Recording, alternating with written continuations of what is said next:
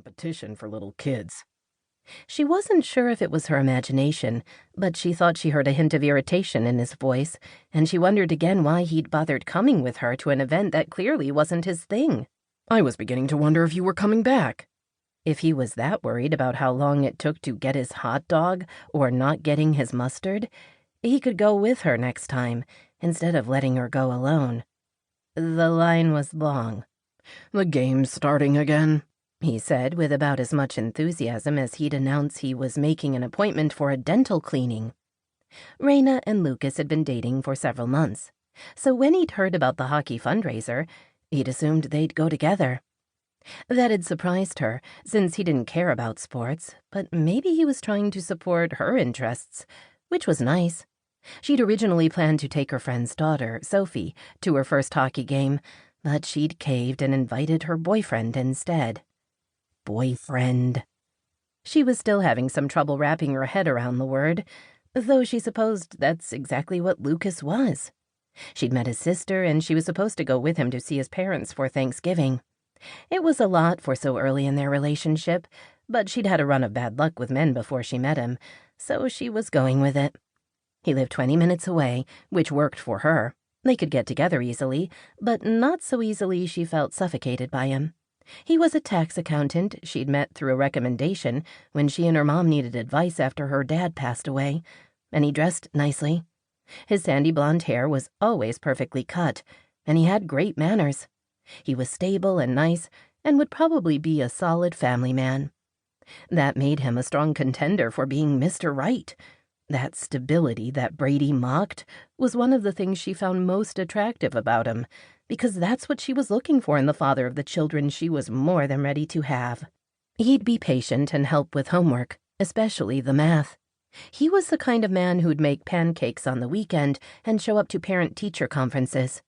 He'd be the rock of their family, and when it came to men, that was a priority for her. He was pretty much the opposite of Brady Nash, she thought, as she took the last bite of her hot dog, and then she was annoyed she'd allowed him to creep into her thoughts again.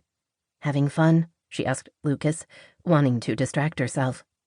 I always have fun when I'm with you, he said, giving her a smile that lasted only a few seconds, because the crowd was standing to cheer as a couple's 50th anniversary was announced on the big screen. It's very loud, though. That's part of the fun. Everybody was clapping and cheering for the couple, so Reyna did the same. Lucas was rubbing his hands together, as if he was nervous instead of clapping, but she didn't think anything of it. He was probably trying to decide how long he had to stay before he could suggest they sneak out, since sports weren't exactly his thing. She was pondering whether she wanted popcorn or nachos next, because the junk food really was the best part of any sporting event, when she heard her name echoing around the arena and realized it had come from the PA system. Looking up, she was horrified to see her face on the giant screens suspended from the ceiling. Yes, that was definitely her. Long red hair and a ponytail pulled through a Boston Bruins ball cap because she didn't have a hat for the team she was watching. Her blue eyes wide and practically unblinking. And that was definitely her Bishop's Auto Care sweatshirt. And she was even more horrified when Lucas grinned at the camera before getting down on one knee next to her, which wasn't easy considering how tight the seating was.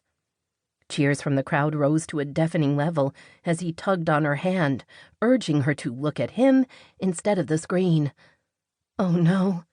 Please don't do this," she whispered, but he seemed intent on ignoring her. Or maybe he couldn't hear her, but he should have been able to read the plea on her lips.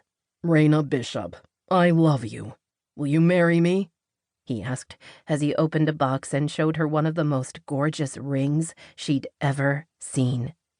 In her peripheral vision, she saw the words flashing on the jumbotron, "Reyna, will you marry me?"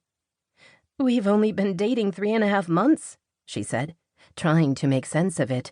"And I knew from our very first date that you were the one for me."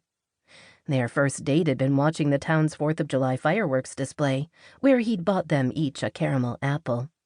It had been an odd and unsexy food choice for a first date, but he'd seemed nice, so she'd seen him again. And he'd kept on seeming nice, so she'd kept on seeing him. She didn't want to marry him.